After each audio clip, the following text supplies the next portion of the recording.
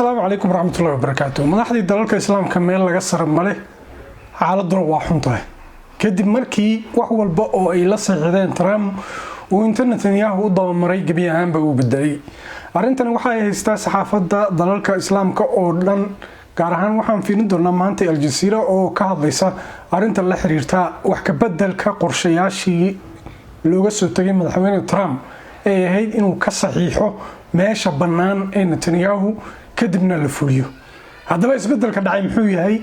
Madaxda Sacuudiga, Turkiga iyo waliba dalka Pakistan ayaa kuwa ka careysan iyadoo ra'iisul wasaaraha dalka Qatar uu ku tilmaamay madaxweyne Trump in uu sameeyay mas'uuliyad darro aad u weyn oo markaas saameyn ku yeelan karta heshiis walba uu qayb ka yahay oo aanan dib loo aamini karin.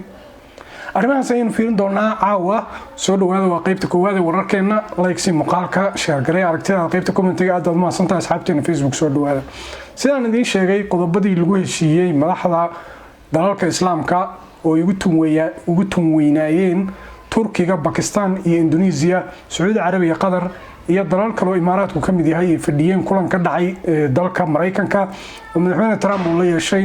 qodobadii la soo gudbiyay intooda badan waa la isku waafaqay markaas miiska ayaan lagu jacjaxay gabi ahaanna waa la isku raacay saacadii wax walba dib iska bedeleen kadib markii Netanyahu uu u doomaray markii ay madaxdaas ka dhoofeen Mareykanka si aan loogu noqon malafka la xiriira heshiiska halkaas ka dhacay.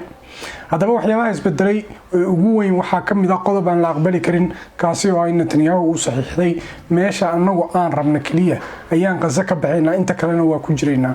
sidoo kale waxaa ka mid ah qodobada wax laga bedelay oo markaas horay u dhignaa in ciidamada Israa'iil gabi ahaanba laga saaro marka la haystayaasha loo soo daayo dhulka marinka Gaza oo gabi ahaanba ay baneeyaan.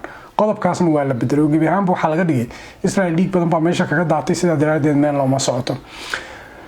Sacuudiga iyo Pakistan fiinta yareen waxayna sheegeen in Trump looga baahan yahay in uu degdeg ugu noqdo qodobadii heshiiska lagu ahaa oo markaas wax ka bedelka lagu sameeyay isla markaasna